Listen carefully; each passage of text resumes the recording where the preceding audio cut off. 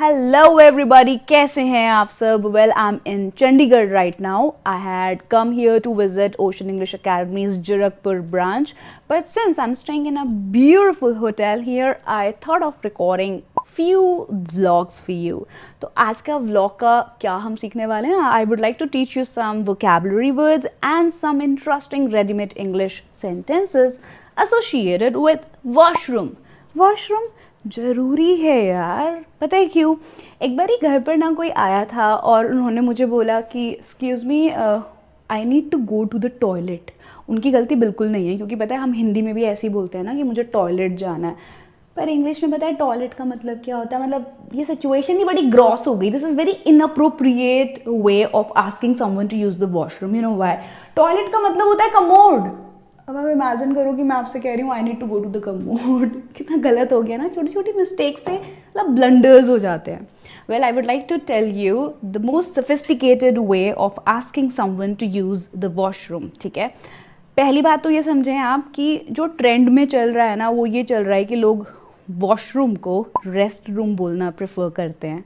मतलब it sounds little sophisticated. ठीक है, तो आपको भी अगर कहीं पे जाना है टॉयलेट, हम टॉयलेट ही बोलेंगे ना, क्योंकि हम तो समझते हैं ना यार टॉयलेट ही बोला जाता है, पर सही है कि अगर आपको जाना है रेस्ट रूम में तो आप उन्हें कहें excuse me, could you please tell me the way to the rest room. The way एक बार साथ बोल के याद ही कर लेते हैं यार, क्या बार बार वीडियो देखनी. Could you please tell me the way to the rest room.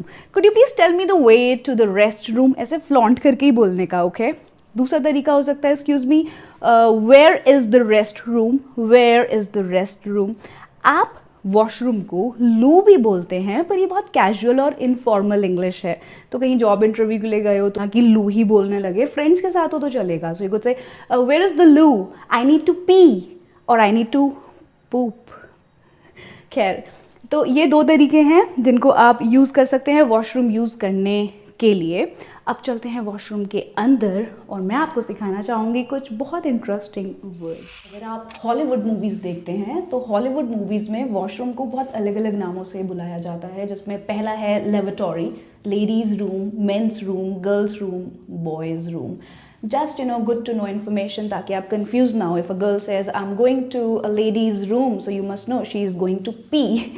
Okay, तो कमोड से ही शुरू करते हैं. टॉयलेट का फॉर्मल नेम होता है कमोड और ये है इसका ढक्कन. ढक्कन की इंग्लिश होती है लिड, इसलिए ये बन गई टॉयलेट लिड. ये है टॉयलेट सीट, जिसके ऊपर घरों में बहुत कलेश होते हैं. मतलब हमारे घरों में तो होते हैं राइट, कि टॉयलेट सीट किसने ऊपर छोड़ दी, who left the toilet seat up. या फिर आप कहना चाहते हैं यार टॉयलेट सीट को नीचे करो ना, तो इंग्लिश होगी put the toilet seat down. ये है आपका टॉयलेट बोल. और क्लीनिंग के लिए आप कह सकते हैं कि clean the toilet bowl, clean the toilet seat और clean the toilet lid, जो शायद बहुत कम लोग क्लीन करते हैं. ये है आपका फ्लशर, जिसे आप फ्लश करते हैं. और कभी कभी जब आप किसी से पूछना चाहते हो ना यार तुमने फ्लश नहीं किया क्या, मतलब it's really stinking so bad, तो उसकी इंग्लिश होगी did you flush the toilet या फिर didn't you flush the toilet. Okay, अब नेक्स्ट आते हैं इस पर. क्या आप गेस करना चाहेंगे कि इस यंत्र को हम इंग्लिश में क्या बोलते हैं? वेल, इसकी इंग्लिश है faucet gun. This is faucet gun और स्प्रे गन. और ये हो गया इस स्प्रे गन का होल्डर. वहाँ पर अगर आप देखेंगे तो वो है आपका टॉयलेट पेपर और जिसमें इसको होल्ड करा है वो बन गया टॉयलेट पेपर होल्डर. ये है टॉवल रैक और यहाँ पर रखा हुआ है बाथ टॉवल. अगर आप किसी के घर जा रहे हो और आपको हाथ पोंछने के लिए टॉवल चाहिए तो आप कहेंगे I need a hand towel please. और अगर आपको शावर लेना है, नहाना है, तो आप कहेंगे I need a bath towel. यहीं पर आते हैं इस प्यारे से शीशे की तरफ. इसको हम बोलते हैं शावर ग्लास डोर. इसका काम होता है वाटर को ब्लॉक करना उस पर्टिकुलर सेक्शन में ताकि यहाँ पर पानी ना आए. कई बार यहाँ पर कर्टन्स भी लगे होते हैं, जिसको मैं काफ़ी टाइम तक कर्टेन्स प्रोनाउंस करती थी, तो याद रहे आप ये मिस्टेक ना करें. इसकी सही प्रोनाउंसिएशन है कर्टन, कर्टन्स. तो यहाँ पर शावर कर्टन्स भी होते हैं कई बार. अब आते हैं इस सेक्शन में और शुरुआत करते हैं बेसन से. ये है वॉश बेसन. आप इसको सिंक भी कह सकते हैं. जिस होल से पानी निकलता है उसको ड्रेन कहते हैं और ये प्लग होता है. ये है फॉसेट. ठीक है, इसको आप टैप भी बोलते हो, पर फॉसेट इसका थोड़ा सा फैंसी नेम है। और ये मिक्सर टैप है। मिक्सर का मतलब होता है कि ये हॉट और कोल्ड वाटर का जो टेम्परेचर है उसको रेगुलेट कर सकता है। ये इसका हैंडल है, यहाँ से आपका ठंडा पानी आएगा, यहाँ से गर्म पानी आएगा, तो ये हैंडल हो गया, ये फॉसेट हो गया। अब देखो यहाँ पर ना बहुत सारा सामान मैंने रखा हुआ है, इसको कलेक्टिवली आप बोलेंगे टॉयलेटरीज। टॉयलेटरीज का मतलब होता है कि जो आपको अपनी सेल्फ ग्रूमिंग के लिए चीज़ें चाहिए होती हैं ना, जैसे ब्रश, मेरे पास है यहाँ पर ये इलेक्ट्रिक ब्रश। तो इलेक्ट्रिक ब्रश है, या फिर मे बी आपका टूथपेस्ट है, मॉइस्चराइज़र है, या जो भी चीज़ें आपको अपनी सेल्फ ग्रूमिंग के लिए चाहिए होती हैं, उन सबको आप कलेक्टिवली टॉयलेटरीज कहते हैं। इसको कैरी करने के लिए मैंने ये बैग लिया था, एक पाउच लिया था, तो इसको आप टॉयलेटरी पाउच या फिर टॉयलेटरी बैग भी कह सकते हैं। अगर आप इसमें मेकअप का सामान लाएंगे तो आप इसे सिंपली पाउच कहें, मेकअप का पाउच कहें, या कॉस्मेटिक पाउच कहें। इसको इन्होंने यहाँ पर एक ग्लास दिया हुआ है होल्ड करने के लिए, पर हमारे घरों में अक्सर ब्रश होल्डर्स होते हैं, ब्रश होल्डर्स। और अगर आप अपने लिए अमेज़ॉन से ना कुछ ऐसा मंगाना चाहते हो, देखो ये तो डव का है ना, तो ये ऐसा ही है, पर अगर आप कुछ फैंसी सा मंगाना चाहते हो जिसमें आप लिक्विड सोप रख पाएँ, तो आप कहेंगे डिस्पेंसर, लिक्विड सोप डिस्पेंसर।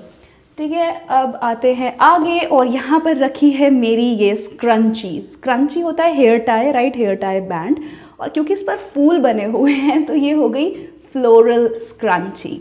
और यहाँ है हमारे पास एक बहुत प्यारा सा मिरर, जिसकी खास बात ये है कि इसके पीछे से ऐसे लाइट का ग्लो आ रहा है ना, जो इसको बहुत ही कैप्टिवेटिंग, बहुत ही आई कैची बना रहा है।